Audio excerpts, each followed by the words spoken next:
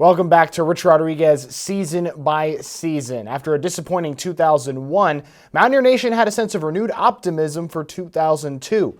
Through spring and fall camp, more players that fit Rich Rod's spread offense were on the roster, and they were ready to show that a Big East beast was growling in Morgantown.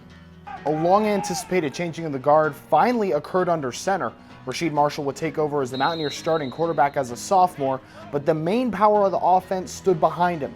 All Big East running back Avon Cobourne and superback Quincy Wilson anchored a running game ready to wreak havoc. We're all more confident and we know what we have to do. And that's like the biggest key. If you're confident, you know what you got to do. You're not thinking about things like before the play is happening. You already know it. And I mean, you can move well. You already know where you're going. So it's a lot easier. WVU also upgraded on the other side of the ball. Co-defensive coordinators Todd Graham and Jeff Castile installed a 3-3-5 defensive scheme, capitalizing on the strengths of Angel Estrada and Lance Frazier. I think the team is very prepared. I mean, we had a strong summer workout. You know, we had most of the guys here working hard every day, giving their full effort, because you know you got to be ready for Coach Rod's camp. You know, everybody want to come out there doing their best and start off on a good note. You know, get ready for the season. We have a big one coming up. You know, try to turn this thing around from 3-8 to maybe 9 and something. With many of these changes, the Mountaineers did not get a ton of love from the Big East media. For the second straight season, WVU was selected to finish 6th in the conference, Miami and Virginia Tech followed by Syracuse above them at the top 3, Temple and Rutgers bringing up the rear. Unlike 2001, WVU would start the season with an easier jumping point. For the first time in program history, a non-transitional Division I AA team would come to Morgantown, and the Mountaineers were not about to surrender anything to the Chattanooga Mocs. It was a no-stress situation for WVU in Game 1. Everyone got in on the party in a 56-7 win over Chattanooga. The Mountaineers recorded 654 all-purpose yards in the beatdown, but that was only the appetizer for what loomed next week, a trip to Camp Randall to face Wisconsin. Wisconsin football isn't fancy.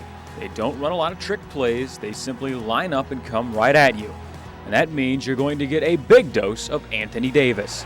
He reminded one of our defensive coaches said it kind of reminded him of looking like Zeraway. You know, like a smaller in stature, but a powerful guy that's got a great burst.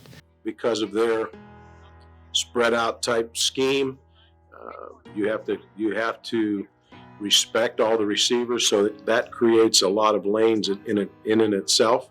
So he presents a lot of problems, and the quarterback's a pretty good operator. The Mountaineers did what they could, but the Badgers just had too many weapons. Wisconsin went into halftime with a 34-3 lead, but WVU did manage to make the score respectable, shutting out the home squad in the second half in a 34-17 final. The issue leading up to the next week's matchup in Cincinnati was simple. In Rich Rod's time in Morgantown, the offense could not pop off in the big game. We haven't really opened up our offense, but Coach Ross said that's out of the door. We're doing everything we did in 2 days, and we got to get this thing going, because not Avon and myself or any of the running backs besides maybe even Cassell have really got off and been able to run well this year. I mean, we didn't come out and run the ball well against Wisconsin. I mean, they had a good front up there, so they made it hard on us. But this week, I didn't really look at their film, so hopefully we can come out and establish a run early. Well, the running game finally did get going in the Queen City. Avon Cobourne rushed for 193 yards, Quincy Wilson added another 88, and Rasheed Marshall rushed for a pair of touchdowns of his own. WVU entered the fourth quarter with a 35-17 lead, but the Bearcats came back to close the game to within 3. In UC's final offensive possession, the defense woke up and forced Cincinnati into a 49-yard field goal attempt with a second to go. It bounced off the left upright, and West Virginia escaped with a 35-32 win, its first road win under Rich Rodriguez. Well, I think it'll help because Cincinnati's a good football team. Coach Minter's a good football coach, and they've done a good job. They've been in bowl games, and he's gradually built this thing up, and that's a good program we just beat. Just good execution, you know. We were hitting on all cylinders and just taking advantage of everything that their weaknesses, you know.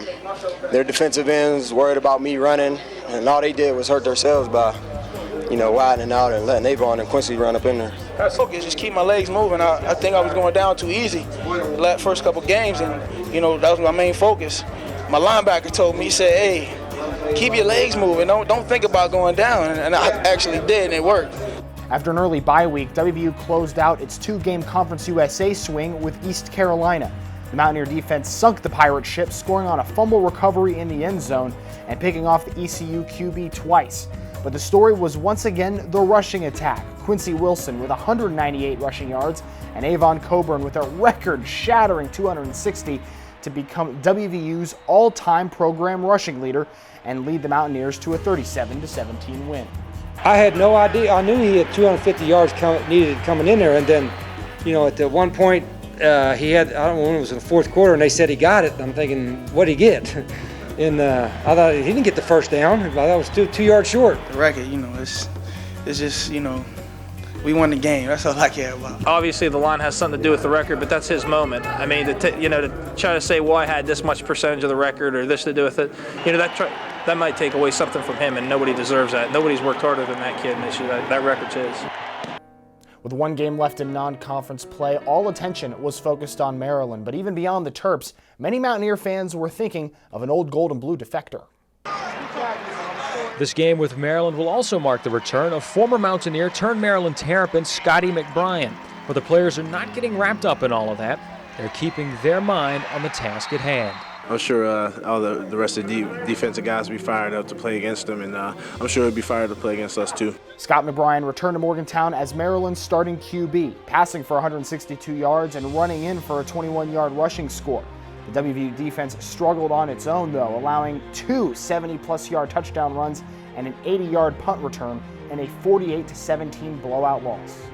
When I was watching, I thought he played pretty well. He made some nice throws and managed their offense. He didn't seem rattled by the crowd or by the spotlight or whatever was on him. Yeah, everything was working. I'm just glad to get the victory.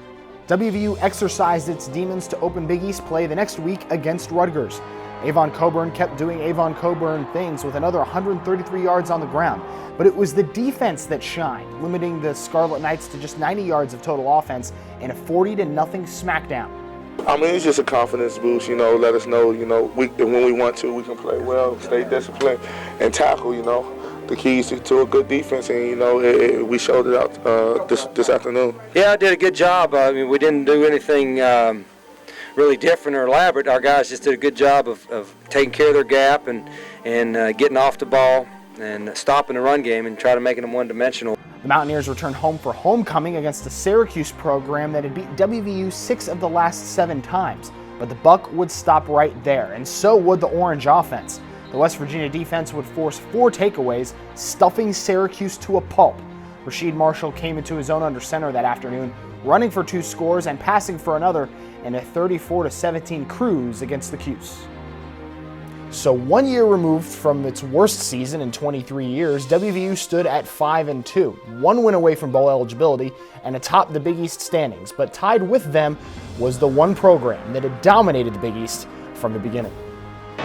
Each week, coaches spend their time collecting their thoughts and getting together some sort of emotional speech to help stir up the fire in their players. This week, the speech has been reduced to just one word: Miami. If I have to motivate this week, then we're in big trouble. But our guys will be focused. They know it's a tremendous challenge. We just have to be sound in all 3 phases of the football and just want to go out there and want to play, not be intimidated. A loud crowd greeted the Miami Hurricanes to Morgantown with gusto, and the top-ranked team in the country played a little undisciplined because of it, sacrificing over 50 yards on 6 penalties. WVU capitalized on those free passes, standing toe-to-toe with Ken Dorsey's aerial attack with a punishing 3-headed monster of Avon, Quincy, and Rasheed. Each found the end zone by the 3rd quarter to keep the Canes within 1, 24-23. But it was an old nemesis, the passing game, that sealed it for the U. First on a Dorsey pass to Andre Johnson to take a decisive lead, then at the end of the game when Rasheed tossed a pick to Sean Taylor. Despite a great effort, Miami escaped Morgantown 40-23. Yes, we know there was no moral victory in the Mountaineers' play against Miami, but WVU did hang tough. This week, it's Temple, not exactly number 1 in the nation, but a team that you can't take lightly. The fact that they beat us last year, the fact that we need one more win to get bowl eligible, and those 2 things alone should help us motivate for preparation this week. Up next, Temple in a veteran stadium nearly devoid of fans. WVU made light work of the Owls, limiting them to only 16 first-half yards offensively to cruise to an easy 46-20 win. Rasheed Marshall recorded a 100-yard rushing day for the second straight game, and Pac-Man Jones recorded his first of many career interceptions that day in Philly.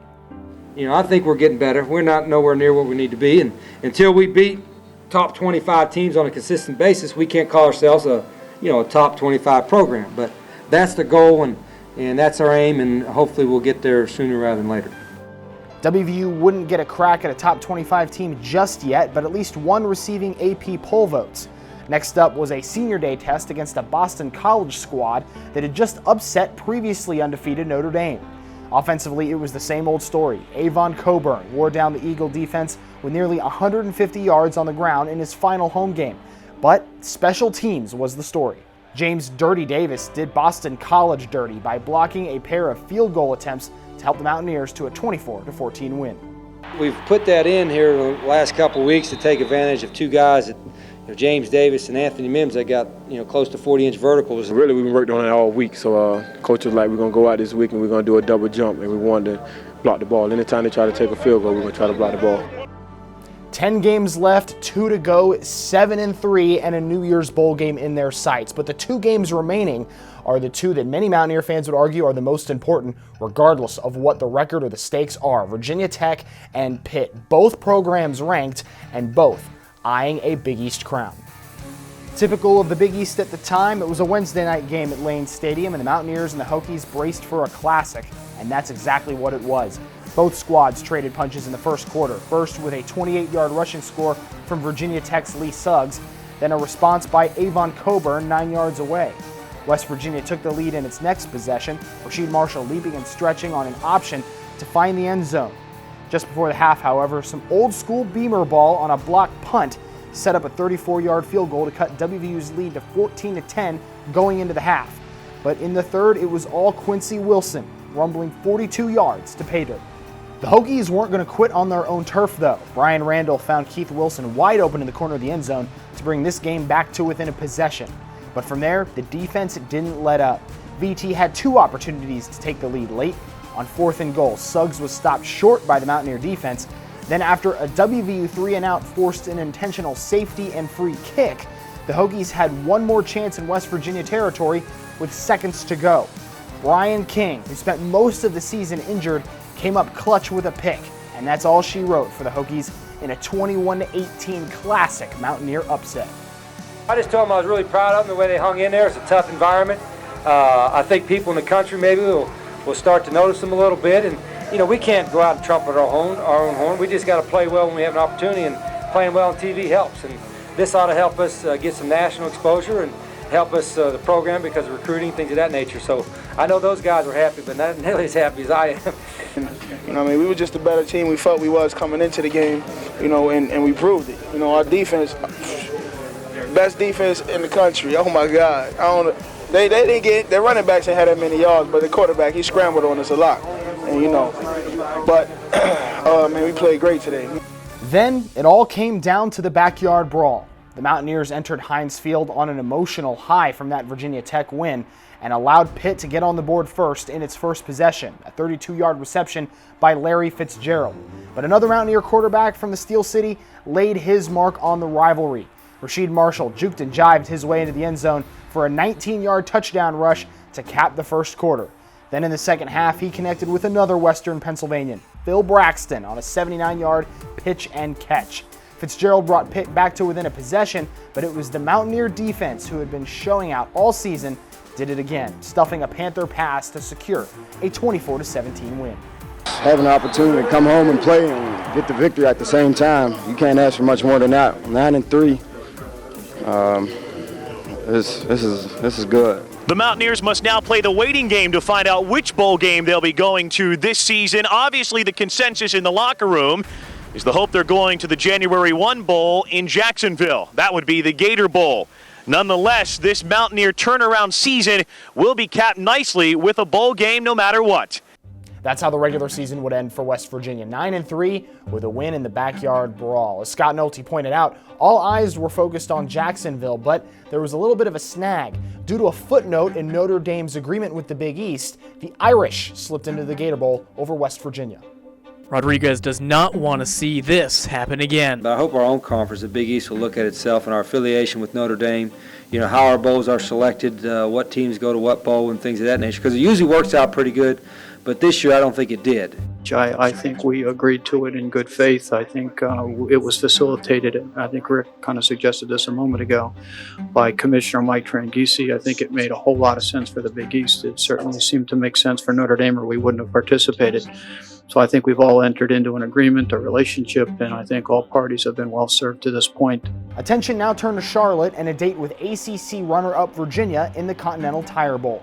Avon Cobourne was the first to find pay dirt, reaching the end zone from 6 yards away to help WVU to a 10-7 first quarter lead, but that's as good as it got. The Cavs scored 31 unanswered points and cruised to a 48-22 win over West Virginia to wrap up a good season in a bad way. Of course, going from 3-8 to 9-4 is no small feat, especially under a new offensive system, and things were about to get a lot more stable. Before the Continental Tire Bowl, WVU and Rich Rod agreed to a 7-year, $6 million deal to keep him in town for the long haul. 2002 may have been the pivot to greater things, but there was much more to come. Where do you see this program 2 years down the road when Rashid's a senior? Where do you see it 4? Where do you see it 10 years down the road?